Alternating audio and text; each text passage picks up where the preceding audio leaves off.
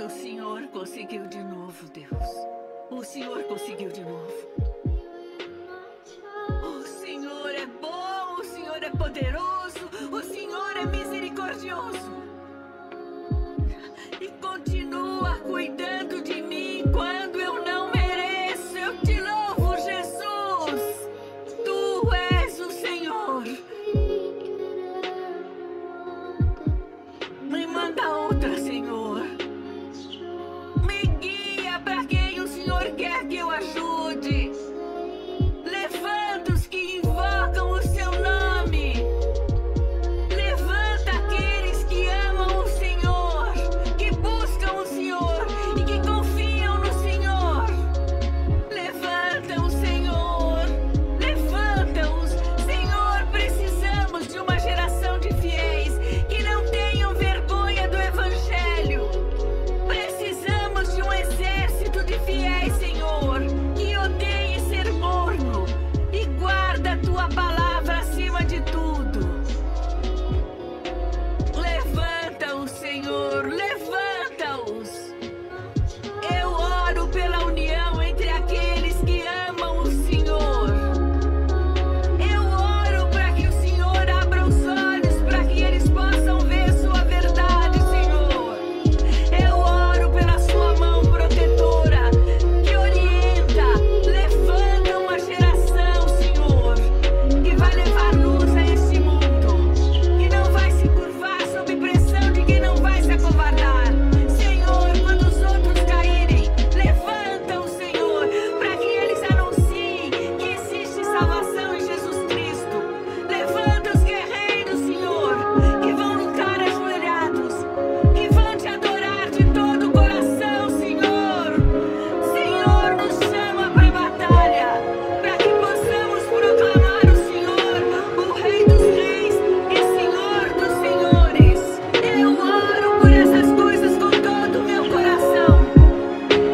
Desperta-o, Senhor, desperta. Senhor Deus, quero colocar diante do teu altar neste momento o teu servo, o pastor Eliabe, a quem o Senhor já usou tantas outras vezes, que hoje ele seja batizado de maneira especial pelo Espírito Santo.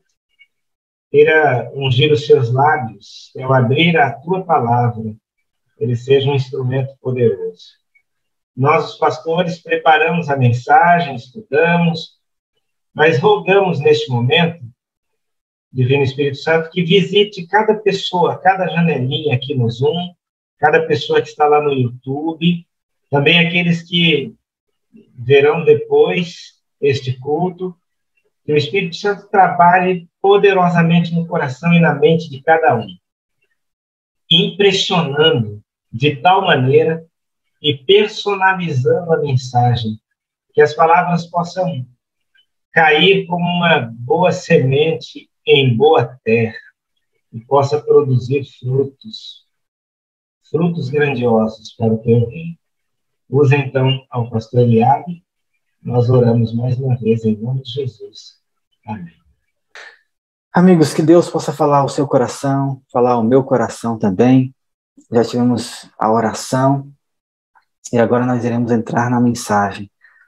Todas as vezes que nos deparamos com a mensagem na sala, com esse período de intercessão, de oração, de clamor, há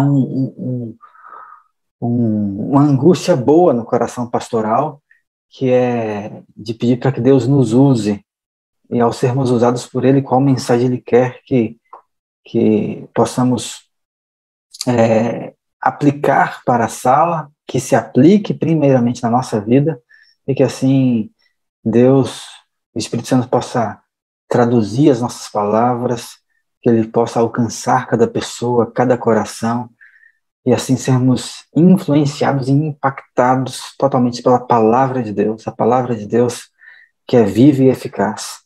Por isso eu quero convidar a você a abrir a sua Bíblia. Estava aí em uma luta, e eu confesso que eu passei um período da noite, início da madrugada, em dúvida da mensagem, estava com um foco, mudei para outro e pedi ao Espírito Santo: Senhor, conduza. E vamos abrir as nossas Bíblias com um foco especial para essa manhã, um foco de oração, mas também de certezas ao nosso clamor. A gente às vezes ora, clama, pede, e precisamos ter algumas certezas, e eu gostaria de trazer uma experiência clara, através de um personagem bíblico, que irá trazer, assim, muitas, mas muitas lições espirituais para a nossa vida.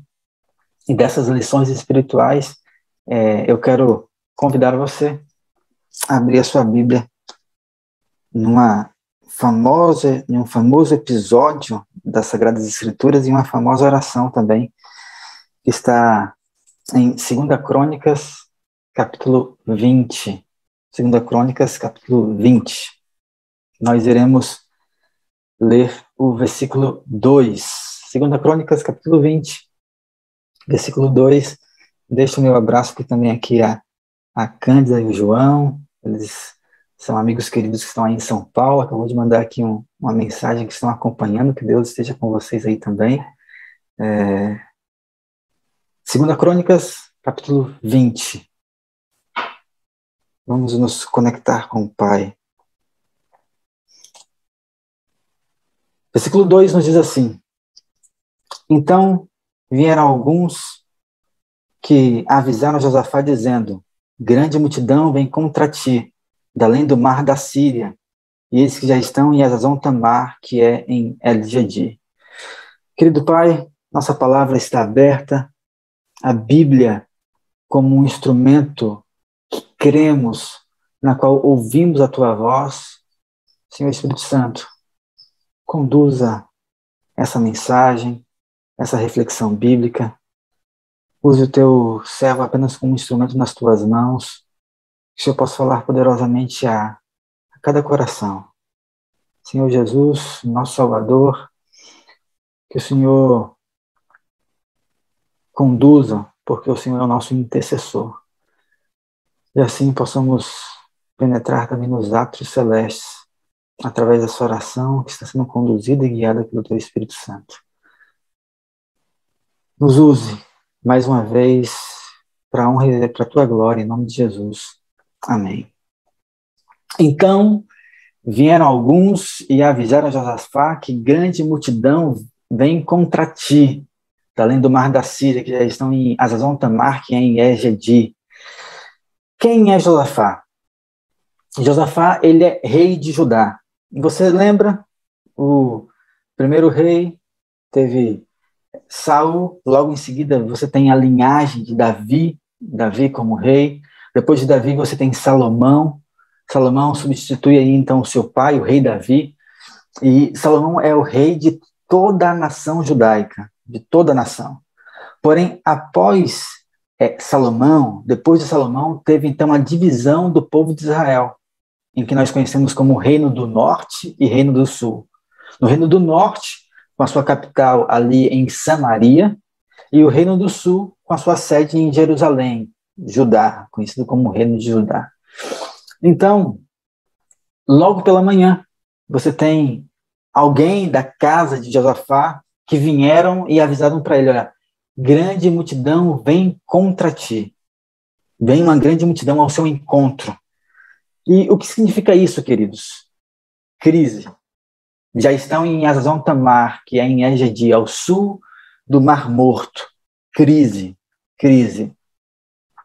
Josafá se levanta pela manhã e ele não imagina que naquele dia ele enfrentaria uma grande crise. eu posso fazer uma pergunta para você? Tranquilo? Você é isento de crises?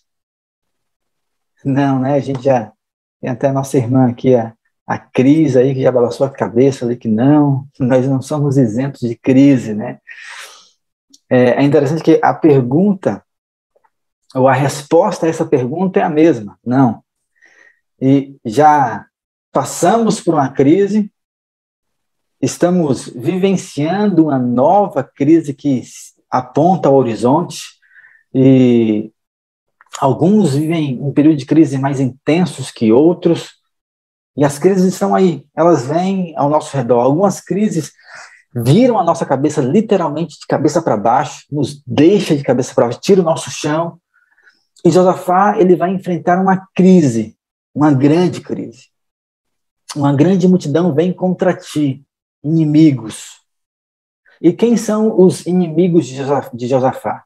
No versículo 1, nós encontramos aí quem são esses inimigos de Josafá de 2 Crônicas, capítulo 20. Diz, depois disso, os filhos de Moabe, os filhos de Amon e alguns dos meunitas vieram pelejar contra Josafá. Aqui nós temos 3 povos distintos. O primeiro, Moabe, que são aí os descendentes dos filhos de Ló, né? E eram conhecidos como um povo cruel, exterminadores. Quando algumas nações ouviam que o povo de Moabe estava vindo contra eles, eles tremiam, porque eles eram exterminadores, um povo cruel. Um outro povo que nos diz aqui, que se juntou para essa guerra, para esse combate, era o povo de Amon.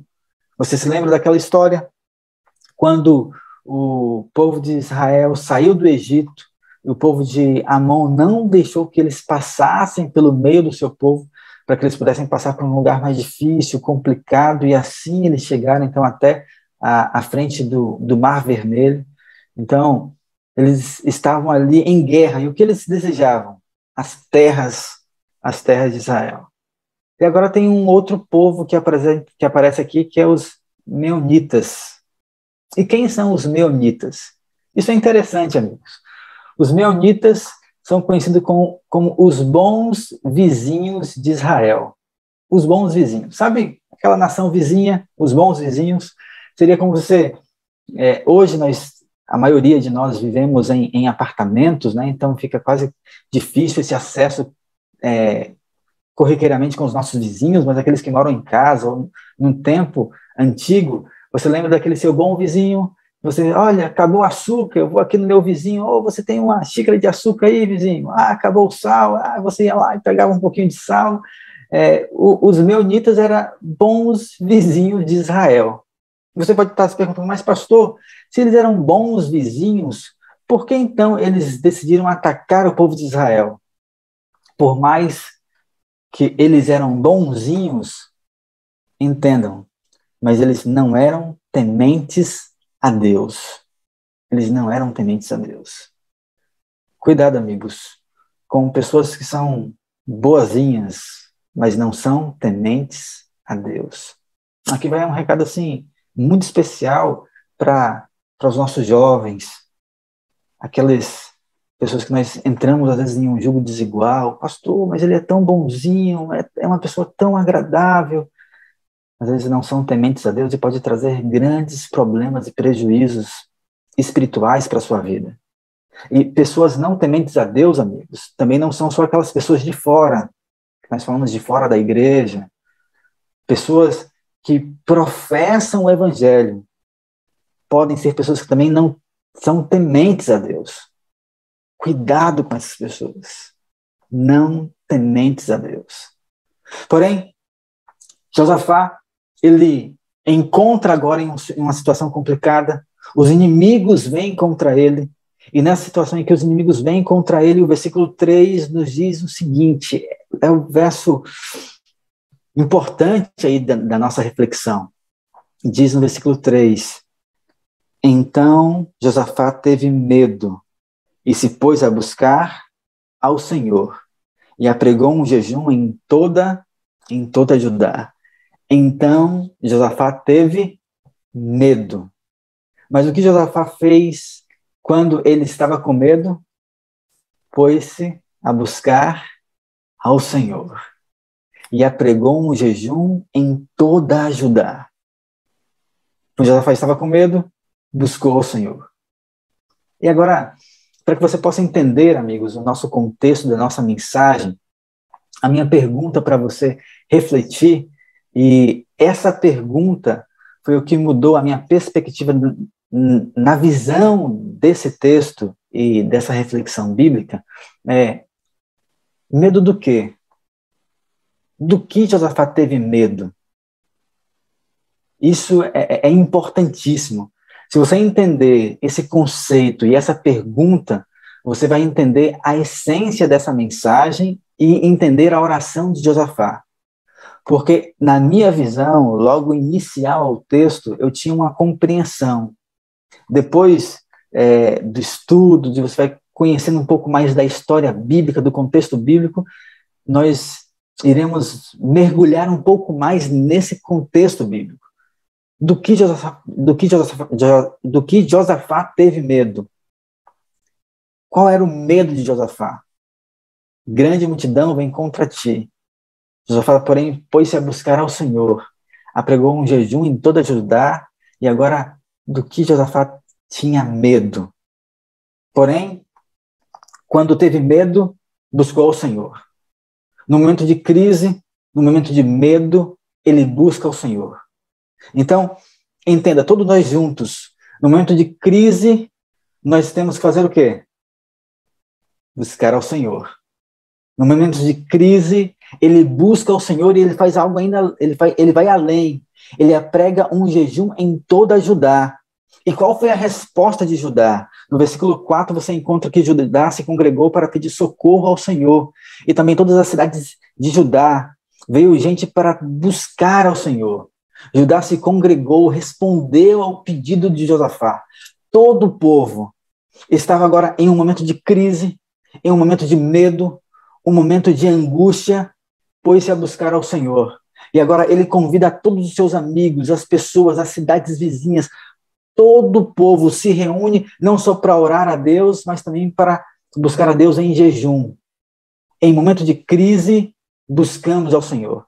Vemos aqui um homem espiritual, amigos. Um homem espiritual em momentos de crise busca ao Senhor. Está crise em casamento, busca ao Senhor. Crise no trabalho, busca ao Senhor. Crise na família, busca ao Senhor.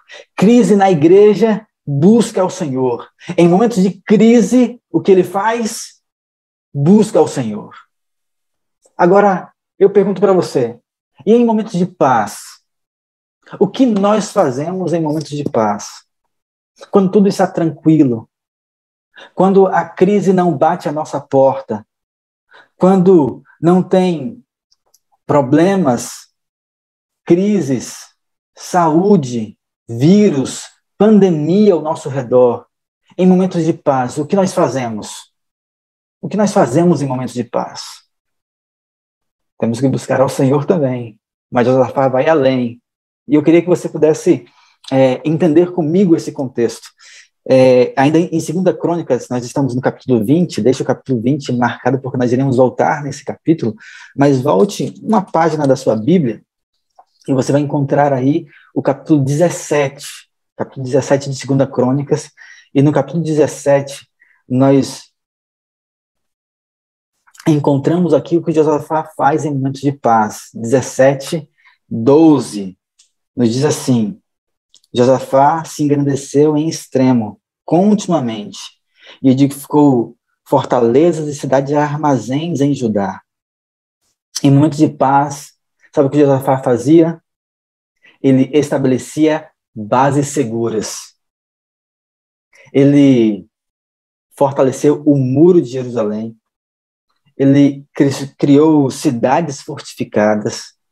Ele fez muros.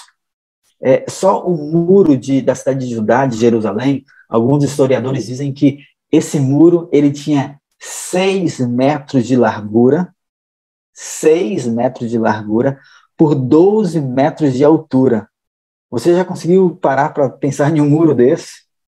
O muro de Jerusalém tinha 6 metros de largura por 12 de altura. Os portões de Jerusalém precisavam de 20 homens fortes para fechar os portões. Não podia nem contar comigo que tinha que ser homens fortes, né? Então, 20 homens fortes para fechar os portões de Jerusalém. Abrir e fechar as portas. Em momentos de paz, um homem espiritual, ele estabelece bases seguras. Você se lembra, amigo, de um texto bíblico lá de Mateus, capítulo 7, versículo 25? Lá em Mateus 7, 25, há um texto muito interessante que diz assim, e caiu a chuva, transbordaram os rios, sopraram os ventos, deram com ímpeto contra aquela casa, que ela não caiu, porque foi edificada sobre a rocha. E todo aquele que ouve as minhas palavras e as pratica serão comparados ao homem insensato. Todo aquele que ouve as minhas palavras e não pratica será comparado ao homem insensato que edificou a sua casa sobre a areia. Caiu a chuva, transbordaram os rios, sopraram os ventos e deram com ímpeto contra aquela casa. E ela desabou e foi de grande ruína. Temos aqui 2 construtores. Cada um construiu as suas casas. Casas bonitas, sim, casas bonitas ali. Porém, um construtor construiu sobre a rocha e outro construiu sobre a areia, as suas bases. E quando veio a crise, a tempestade, o que aconteceu? Os ventos sopraram forte contra as 2 casas. As casas estavam ali em suas bases. A rocha, que é Cristo, e outra a areia, os seus desejos, as suas vontades, os seus prazeres. E quando os ventos deram contra aquela casa, contra a casa que estava sobre a rocha, a casa não caiu. E quando o vento deu sobre a outra casa que estava com a base sobre a areia, foi de grande ruína. Queridos, no momento de crise, não é possível criar bases seguras. Se você entra na crise e não tem bases seguras, você vai sofrer muito. Tem pessoas que sofrem porque não têm bases. Pessoas que abandonam a igreja, a Deus, chutam um balde, falam mal da igreja, vão embora porque não têm bases seguras. Eles não estão firmes sobre a rocha. Mas aquele que tem as suas bases seguras, veio as tempestades, veio os ventos, sopraram sobre aquela casa, mas a sua casa não caiu. Porque em momentos de paz, ele estabelece bases seguras. Ele busca a Deus pela madrugada. Ele paga o preço. Ele começa a clamar ao Senhor. Ele tem tempo com Deus. Ele gasta tempo para a sua devoção. Ele sabe que a sua vida só tem sentido se está sendo guiada e dirigida pelo Espírito Santo. E por isso, em momentos de paz, ele estabelece bases para que quando a crise vier sobre ele, ele esteja sobre a rocha, que é Cristo Jesus. Em momentos de crise, Josafá estabelece bases seguras. Em momentos de crise, Josafá confia em Deus. Em momentos de paz, ele estabelece bases seguras. E o que o texto bíblico nos diz? Que Josafá, ele cria cidades fortificadas. Ele cria cidade e armazéns. Sabe o que é isso? Ele constrói algumas cidades apenas para que possa guardar mantimentos. Alguns historiadores afirmam que o armazém na qual Josafá criou dava para abastecer pelo menos 3 anos. Eles poderiam ser atacados pelos inimigos e eles teriam comida para 3 anos dentro dos muros de Jerusalém. A partir do versículo 14 e 16 do capítulo 17, você encontra aí, e esse é o número deles, segundo a sua família, e em Judá era capitão de 1000, e o chefe era Adna, e com ele 300.000 homens valentes, e aí ele vai listando cada um das suas famílias, das suas tribos, e ele vai listando agora o número dos exércitos, 360.000 de um, 200.000 de outros, e 300.000 homens valentes, E ele agora vai listando esses números, e você for fazer uma contagem, você vai encontrar que o exército de Josafá, ele tinha 1.160.000 homens de guerra. Se tocar a trombeta, todos estavam prontos para a guerra. Agora, a pergunta que eu fiz no início, essa é a questão. Do que Josafá teve medo? Josafá, você está com medo de quê? Chama os seus generais, toque as trombetas, enfileire os seus soldados, mais de 1 milhão de soldados, feche a sua cidade, comida você tem para 3 anos, os seus muros são fortificados. Do que Josafá teve medo? Do que Josafá teve medo? Segundo até alguns historiadores, algumas pessoas dizem que o número do exército que Josafá tinha era maior do que o inimigo que vinha contra ele. Do que Josafá tem medo? Josafá, você está com medo de quê? O seu inimigo veio até você? Chame os seus exércitos. Feche a sua cidade. Alimento você tem. Feche os seus muros. 12 metros de altura, 6 metros de comprimento. Do que Josafá teve medo? E essa é a pergunta que eu e você precisamos responder, amigos. Quando nós olhamos para o capítulo 18, e eu vou deixar, geralmente na igreja eu gosto de fazer isso, eu deixo uma atividade para casa. Desculpa. Você pode ler depois com calma, 2 Crônicas, capítulo 18, e 1 Reis, capítulo 22. Josafá, ele começa o seu reinado aí com 35 anos de idade. Josafá, ele reinou durante 25 anos. Josafá faz reformas importantes. Ele leva o povo de volta a Deus. O seu pai Asa faz grandes reformas, mas ainda tem alguns postes de ídolos. E quando Josafá começa o seu reinado, Josafá faz pelo menos 3 momentos importantes de reformas. Eu não vou entrar em detalhes em cada um deles, mas a primeira coisa que Josafá faz, ele abandona todos os ídolos. Se tinha ídolos de madeira, ele pede para queimar. Se eram ídolos de metal, trazia para que eles pudessem derreter e confeccionar armas. Ele destrói todos os postes de ídolos e limpa o seu povo e o seu arraial de postes de que tinham idolatrias no meio de Israel. Depois, Josafá, ele estabelece príncipes, como se fossem vereadores nos nossos dias atuais. Homens sábios, para fazer, sabe o quê? Ensinar a Bíblia. Eles iam em cada casa, em cada lar, para ensinar a palavra de Deus. Ele traz agora um reavivamento para o povo, de volta à palavra. O povo volta a buscar ao Senhor. E esses príncipes agora estavam ensinando a palavra de Deus para todos os seus moradores ali. Josafá faz uma terceira coisa. Isso parece até um pouco estranho para nós. Ele elimina do meio do seu povo os jovens ociosos. Josafá, ele traz algum recado, ele coloca o povo para ensinar, ele traz os príncipes para ensinar o povo, mas agora ele dá uma ordem para que o povo pudesse dormir mais cedo, para que pudesse acordar mais cedo para buscar ao Senhor. E agora tinha alguns jovens que eles passavam as madrugadas reunidos. Eles começaram agora a ficar envolvidos ainda mais, de forma frequente, com álcool, com a prostituição. E Josafá falou, olha, esses irão contaminar os outros. E agora ele começa a trazer advertências e separa, remove, elimina esses jovens do meio do povo, para que não pudesse contaminar os outros.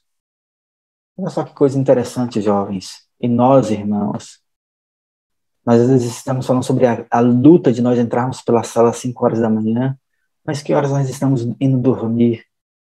Josafá entende que a prioridade era buscar a Deus pela manhã, cedo, e por isso, olha, não fiquem de madrugadas com conversas ociosas, na bebedices, com a prostituição, porque isso abre janelas e canais para que o mal possa entrar. Agora Josafá, ele faz esses 3 momentos de reformas. Mas como nós falamos no capítulo 18, 2 Crônicas, capítulo 18, e em 1 Reis, capítulo 22, nos conta mais alguns detalhes.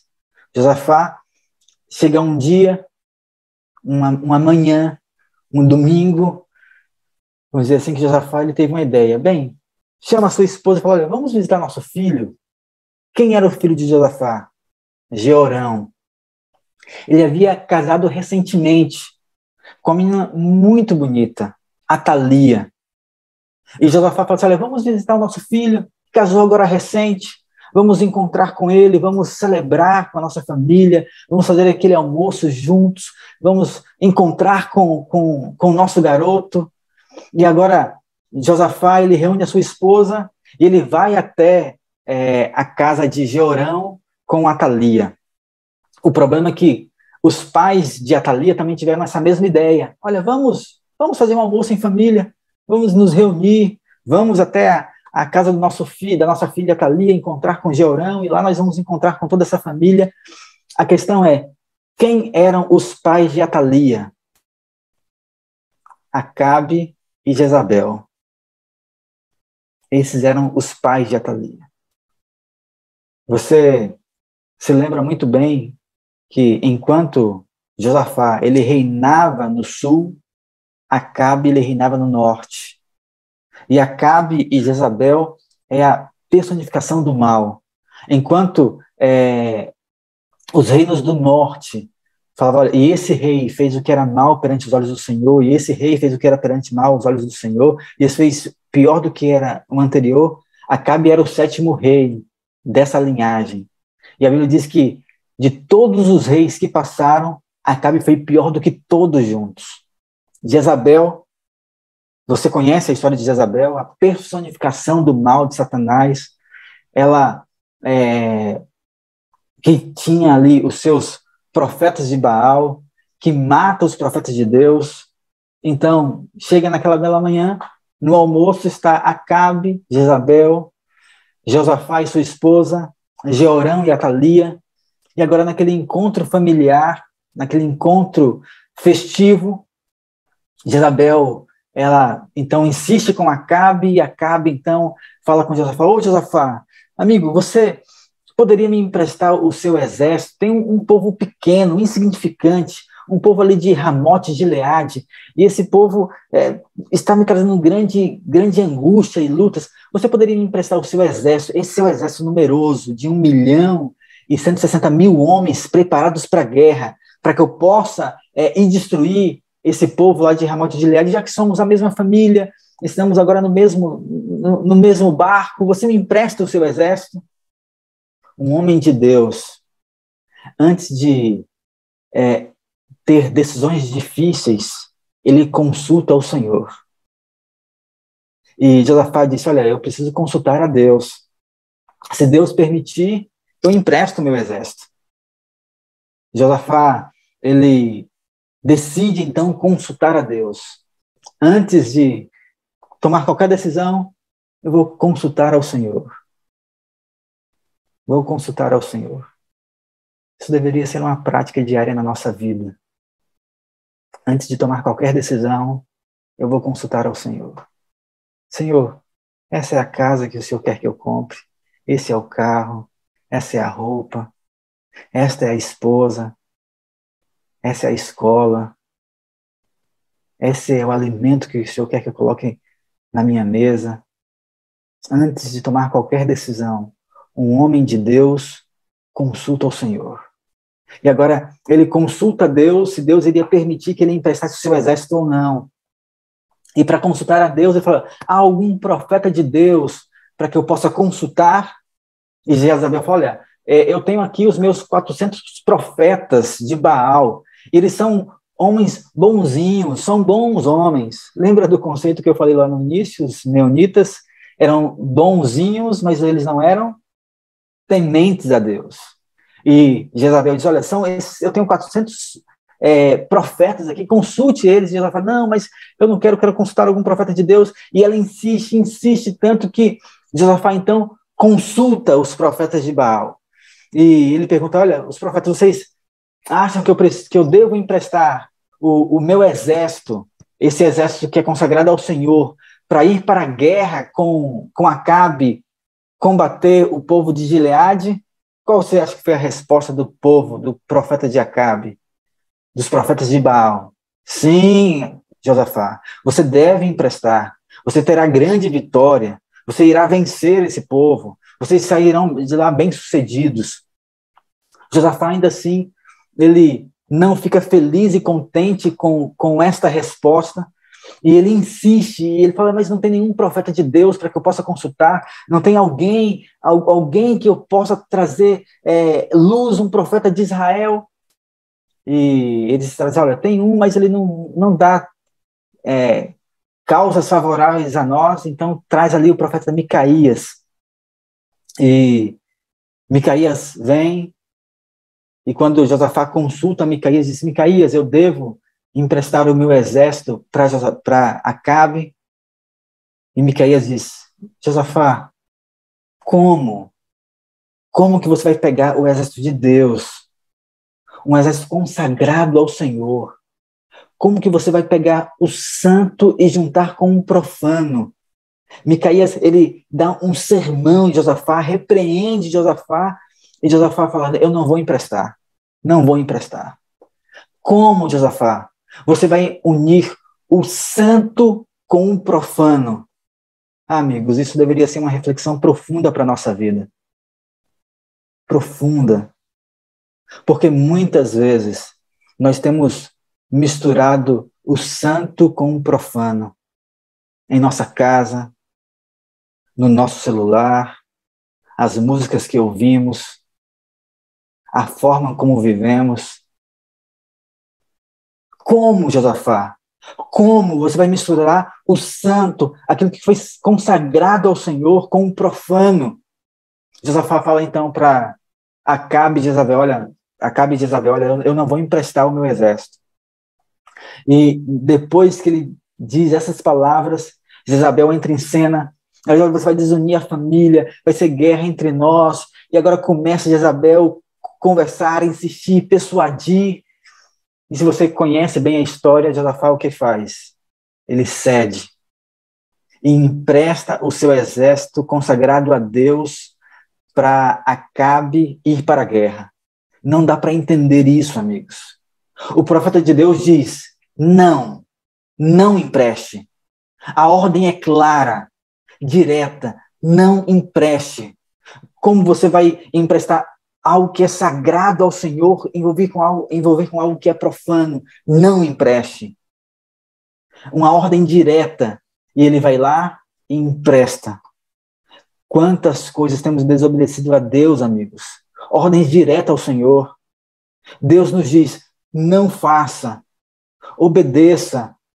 É o sábado, é as nossas leis sobre alimentação, é o dízimo, é a modéstia cristã, é a família, são os nossos pecados.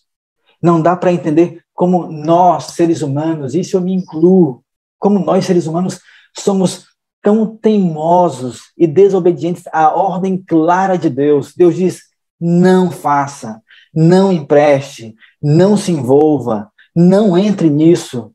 E nós temos essa teimosia humana.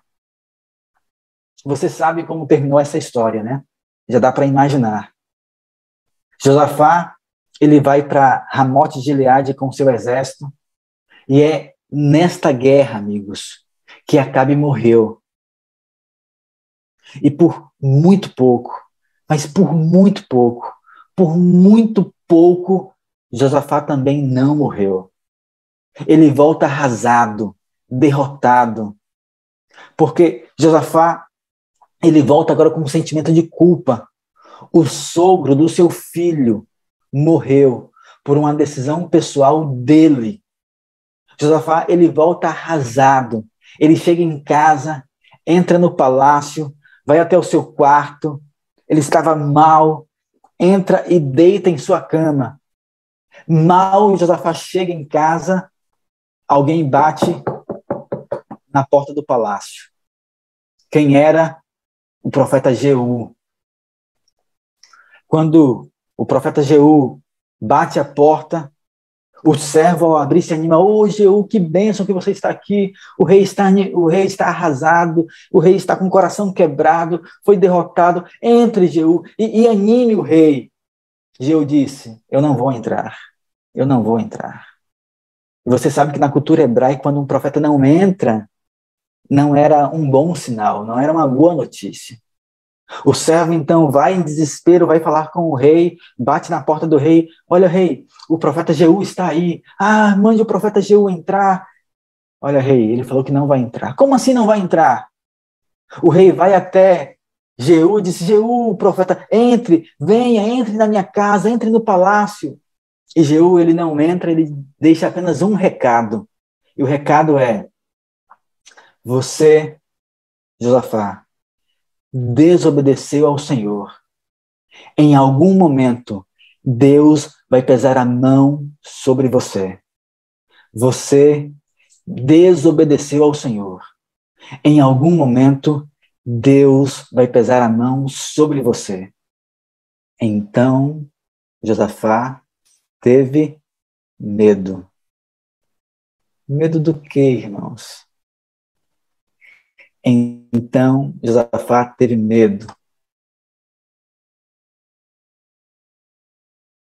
Chama o seu exército, 1.160.000 homens preparados para a guerra. Josafá, alimento você tem, fecha suas cidades, o seu muro é fortificado, as suas portas são seguras. Josafá, do que Josafá teve medo, irmãos? Qual é o medo de Josafá? O medo de Josafá é algo importante que eu e você precisamos compreender. O medo de Josafá é não ter a presença de Deus na hora da crise. O medo de Josafá é não ter a presença de Deus na hora da crise. Sabe qual é o conceito de Josafá? Eu posso ter 1.160.000 homens preparados para a guerra, mas se Deus não conduzir esse exército, eu não serei vencedor. Eu posso ter uma cidade fortificada, eu posso ter muros fortes, mas se Deus não estiver conduzindo e no meio da minha casa, no meio do meu exército, no meio do meu povo, eu serei derrotado. Não importa o número que eu tenha, o medo de Josafá é não ter a presença de Deus na hora da crise. Não ter a presença de Deus na hora da crise. Entenda isso, irmãos. Então, Josafá teve medo. Mas em meio ao seu medo, o que ele faz? Josafá pôs-se a buscar ao Senhor. E eu queria, pelo nosso tempo que avança, voltar ao capítulo 20 e olhar com calma, e não tão com calma pelo nosso tempo, mas tentar avançar aqui na oração de Josafá. No versículo 6, então diz, Senhor, Deus dos nossos pais. Olha a oração de Josafá. Ele põe-se em pé e começa a orar, clamar ao Senhor. Senhor, Deus dos nossos pais, porventura não és tu, Deus nos céus? Não és tu que domina sobre todos os reinos e os povos? Na tua mão está a força e o poder, e não há quem possa resistir. E ele continua no versículo 9. Se algum mal nos sobrevier, espada por castigo, peste ou fome, nós nos apresentaremos diante da tua casa, diante de ti, pois o teu nome está nessa casa. Clamaremos a ti na nossa angústia, e tu nos ouvirás e nos livrarás. Josafá, amigos, ele faz, sabe o quê? Você depois pode olhar com calma em 2 Crônicas, ainda nesse mesmo capítulo, no capítulo 6. Josafá, ele faz uma cópia da oração de Salomão, quando Salomão consagra o templo a Deus. E na oração de Salomão, no capítulo 6, nos versículos 24 a 30, você encontra Salomão clamando, quando o teu povo, por ter pecado contra ti, for ferido diante do inimigo, e se converter e confessar em teu nome, e ele irá orar e suplicar diante da tua casa, e tu, ó Senhor, ouvirás, perdoarás o teu pecado, porque o Senhor estará no meio do teu povo. Ele clama, olha, quando algum mal nos sobrevier, se tiver fome, castigo, no versículo 28, o Senhor nos ouvirá a nossa súplica. Josafá, ele lembra da promessa de Deus para Salomão, que Salomão clama ao Senhor, e deixa essa promessa escrita para mim e para você. Ele diz: Senhor, se algum mal nos sobrevier, e ele reivindica uma resposta à sua oração a Deus. Senhor, eu fui longe demais, eu estou aqui arrependido e por isso eu clamo ao Senhor. E ele diz no versículo 12, ah, nosso Deus, acaso não executará tu o teu julgamento contra eles? Porque em nós não há forças para resistir a essa grande multidão que vem contra nós. E nós não sabemos nós o que fazer. Porém, os nossos olhos estão postos em ti. Como não tem força, Josafá? Toque as trombetas, chame os seus generais, coloque os seus soldados enfileirados. Como que você não tem força? No conceito de Josafá, não importa o tamanho do seu exército. Ele diz: se Deus não está no controle, tudo está descontrolado. E agora Josafá, nesse clamor, ele diz: olha, Senhor, os nossos olhos estão postos em ti. Eu levanto os meus olhos para o alto, porque eu sei de onde vem o meu socorro. E Josafá, ele clama, e no versículo 15, para a gente pegar a parte final do versículo 15 e a parte final do versículo 16, vem, o Espírito Santo vem sobre Jaziel.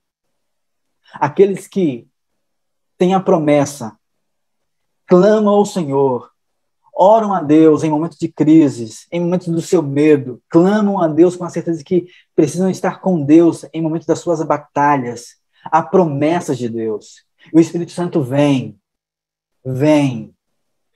sobre Jaziel. E Jaziel começa agora a trazer alívio e bálsamo ao povo, e diz no versículo 15, diz: não temas, nem vos assusteis por causa dessa grande multidão. Não temas, nem vos assusteis por causa dessa grande multidão, pois a peleja não é vossa, mas a peleja é de Deus. Amanhã, descereis e saireis ao encontro deles. Vocês terão que descer pela ladeira de Zir. Vocês vão encontrar com eles, vão passar pelo vale, mas saibam que o Senhor é contigo. O Senhor é contigo. Amigos, eles ouviram a voz de Deus. E agora, quando eles ouviram a voz de Deus, eles cessaram o medo. Ouvir a voz de Deus e continuar com medo, quase como um pecado. Diante da crise, a ausência do medo é inevitavelmente proporcional à consciência da presença do Pai. Se o Pai está presente, eu não tenho medo. O medo pode tentar me assombrar, mas eu sei que o Pai está comigo. Vocês já viram algumas vezes, quando eu estou aqui na reunião, aparece meu filho, Theo, e entra aqui, ele tem agora 4 aninhos. E até quando ele estava um pouquinho mais novo, com 3 anos, ele descobriu uma brincadeira. A brincadeira foi subir na mesa de casa, na mesa do almoço ali, mesa de jantar, e ele falava: papai, vem aqui para perto de mim. E eu me aproximava dele, e agora ele olhava para o chão que estava abaixo dele, e olhava para os braços do pai, e ele corria na mesa e se jogava e lançava sobre mim, e eu segurava ele no braço. E então, um tempo atrás, um dos meus primos foi nos visitar lá no Rio, e ele viu, ele falou assim: vem, pula nos meus braços também. Eu falei assim: não, nos seus braços eu não pulo, não. Eu só pulo nos braços do Pai. Eu só pulo nos braços do Pai. Quando o Pai está presente, o medo se dissipa.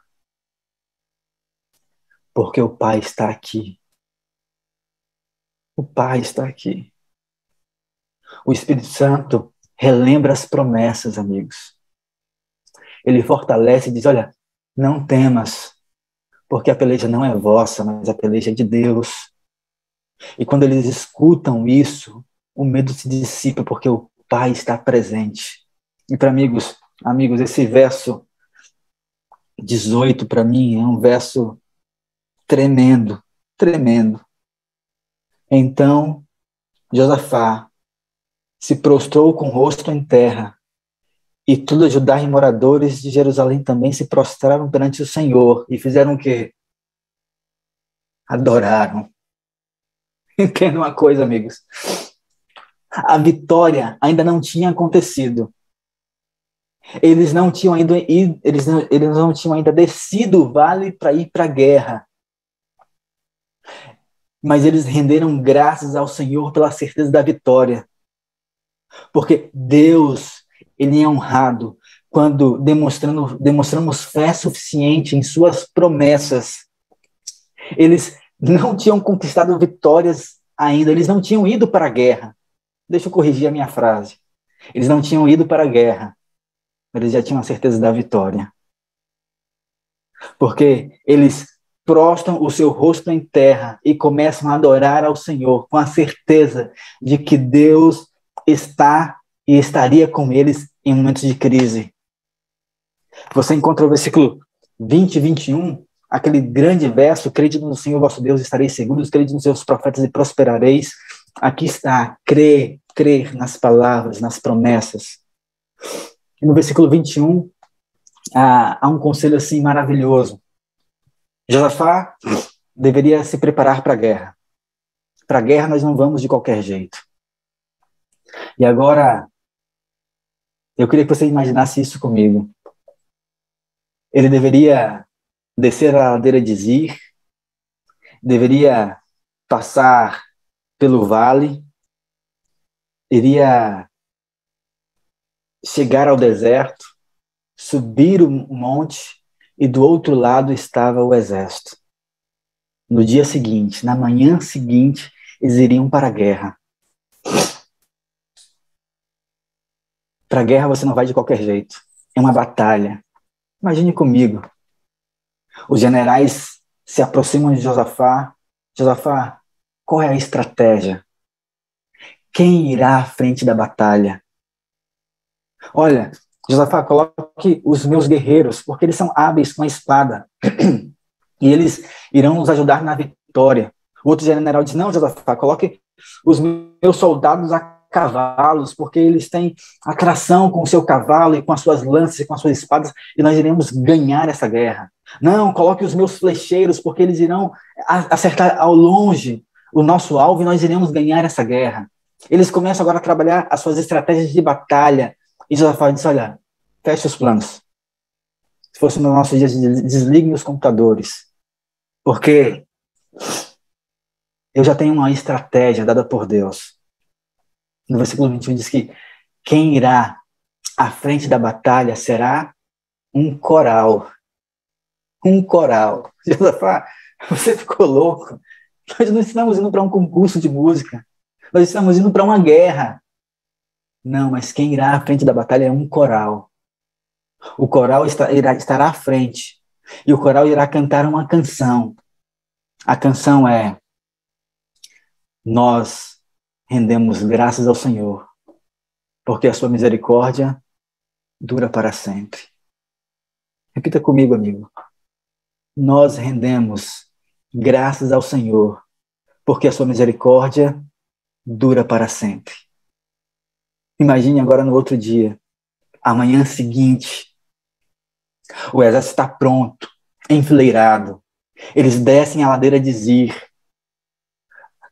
O exército pronto com um coral à frente. E o coral agora começa a subir a montanha. E o coral começa a cantar: nós rendemos graças ao Senhor, porque o seu amor e a sua misericórdia dura para sempre. Nós rendemos graças ao Senhor, porque o seu amor e a sua misericórdia dura para sempre. O Espírito Santo começa a relembrá-los das promessas. A batalha não é sua, mas a batalha é de Deus.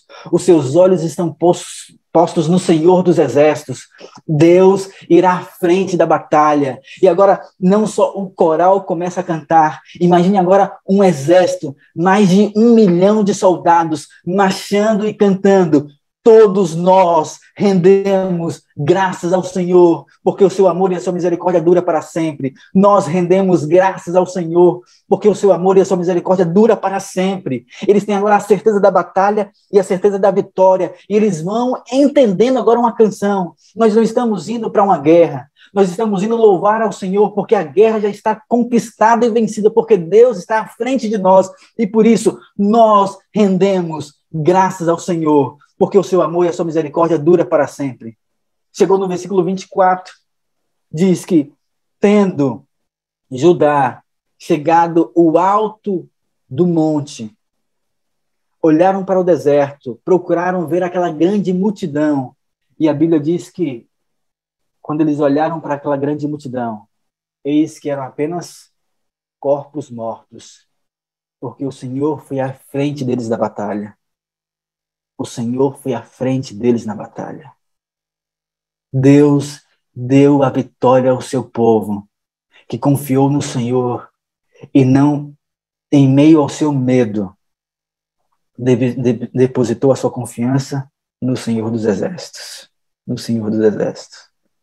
Amigos, os nossos 2 últimos versos para a gente terminar. Para mim, esse versículo 29 é importante. O versículo 29 diz assim: veio da parte de Deus o terror sobre todo os reinos daquela terra. Veio da parte de Deus o terror sobre todos os reinos daquelas terras, quando ouviram o que o Senhor havia pelejado contra os inimigos de Israel. Entenda uma coisa.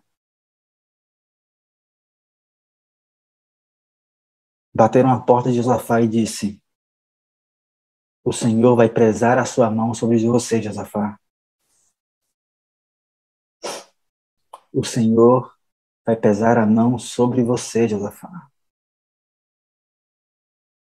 Josafá teve medo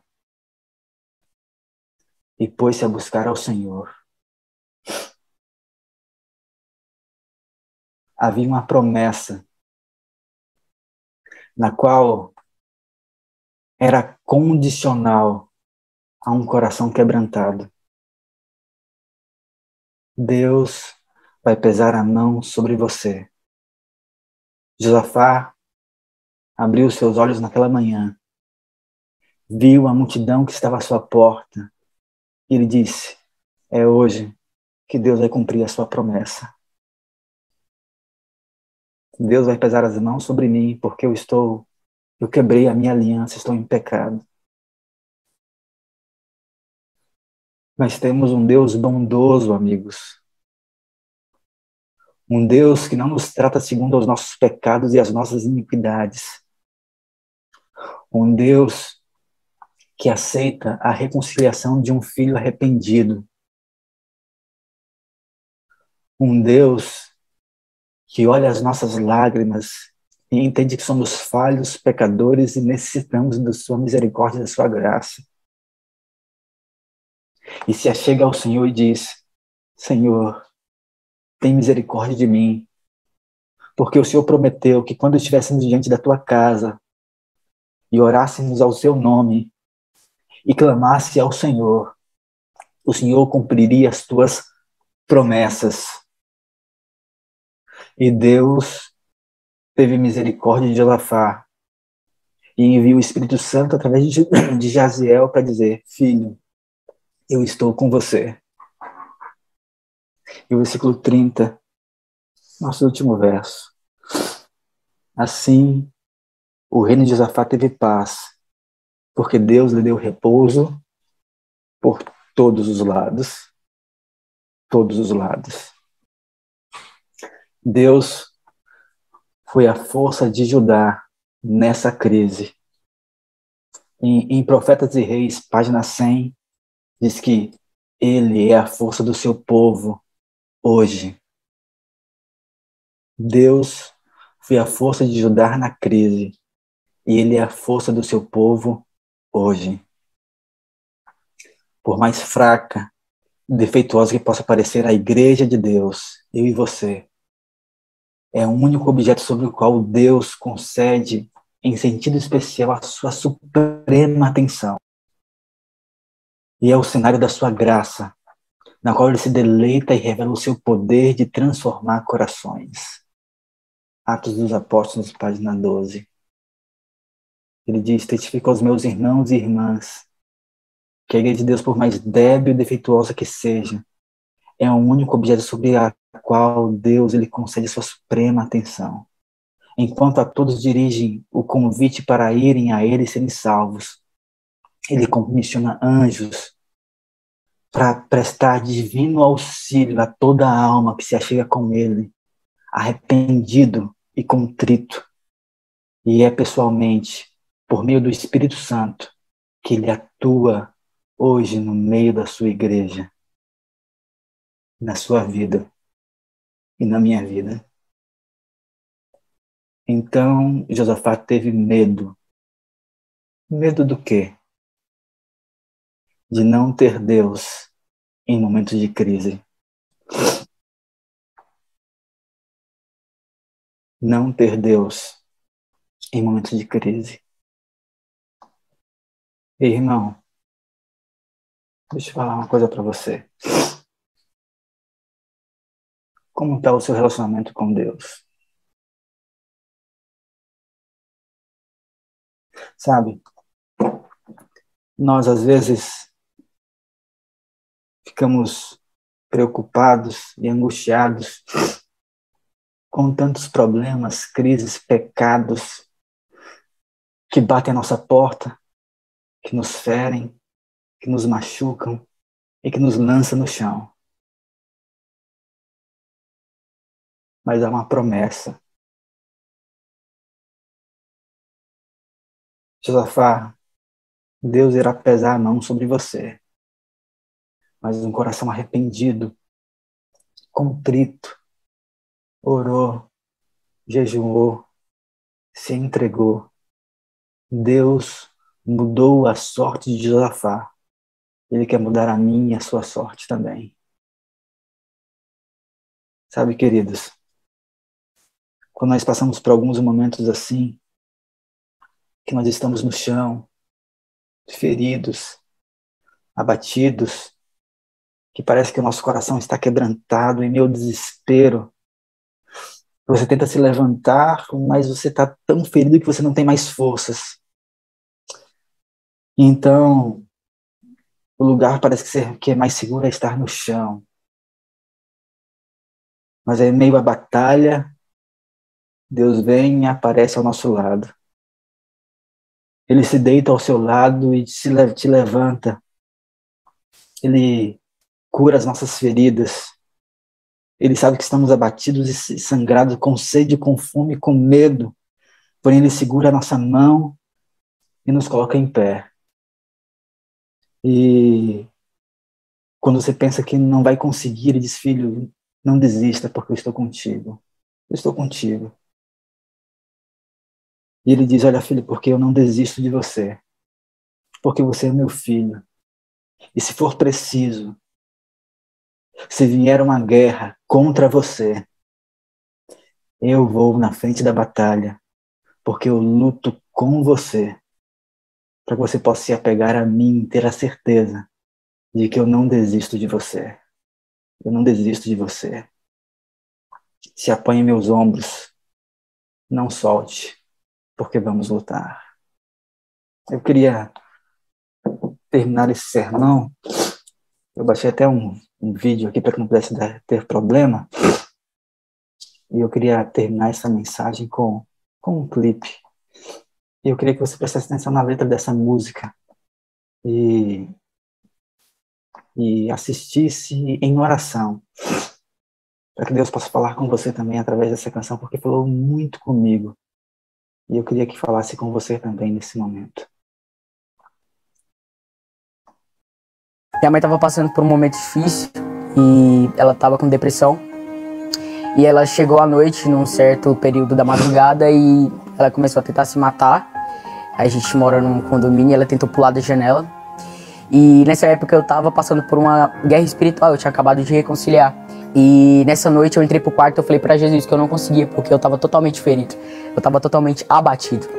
E foi aí que surgiu a ideia, né? Foi ele que começou a ministrar no meu coração. Quando as pessoas elas estão passando certo tipo de situação em momentos difíceis, muitas vezes a gente tá ferido, a gente tá abatido no chão.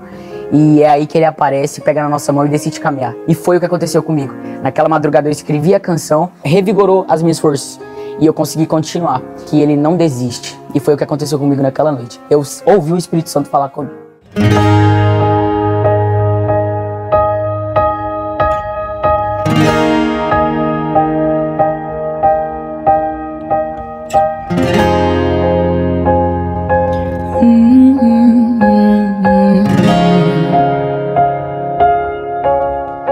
Foi em questão de segundos, eu fui atingido, em sequência eu caí no chão. De cara logo percebi que o meu coração entrou em desespero e acelerou. Eu tinha que levantar, mas eu tava ferido e sem forças pra continuar. Então um lugar bem mais seguro eu fui procurar. Dei 3 passos, mas com muita dor eu voltei pro chão. Mas em meio à batalha um homem apareceu e deitou do meu lado. Agitou o meu corpo e notou que eu estava muito machucado. Eu tava abatido, sangrando com sede, com fome, com medo. E ele segurou minha mão, ficou bem do meu lado o tempo inteiro. E a cada suspiro que eu dava ele vinha e falava: não é pra dormir. Me deu um pouco de água, um pedaço de pão pra poder prosseguir. Me disse com tanta firmeza: ninguém vai morrer, ninguém vai desistir. E ele olhou nos meus olhos com tanto amor, me disse assim: é que eu não desisto de você, meu filho. E se for preciso, eu entro no meio da guerra só pra te lembrar que eu nunca desisto de você, meu filho. E se for preciso, eu entro no meio da guerra só pra te ajudar. Se apoia em meus ombros, não solta, nós vamos lutar.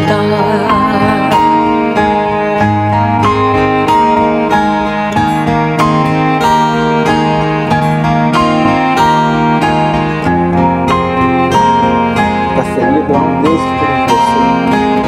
Eu não desisto de você. Mas em meio à batalha ele apareceu e deitou do meu lado. Agitou o meu corpo e notou que eu estava muito machucado. Eu tava abatido, sangrando com sede, com fome, com medo. E ele segurou minha mão, ficou bem do meu lado o tempo inteiro. E cada suspiro que eu dava ele vinha e falava: não é pra dormir. Me deu um pouco de água, um pedaço de pão pra poder prosseguir. Me disse com tanta firmeza: ninguém vai morrer, ninguém vai desistir. E ele olhou nos meus olhos com tanto amor, me disse assim: é que eu não desisto de você, meu filho. E se for preciso, eu entro no meio da guerra só pra te lembrar que eu nunca desisto de você, meu filho. E se for preciso, eu entro no meio da guerra só pra te ajudar. Se apoia em meus ombros, não solta, nós vamos lutar.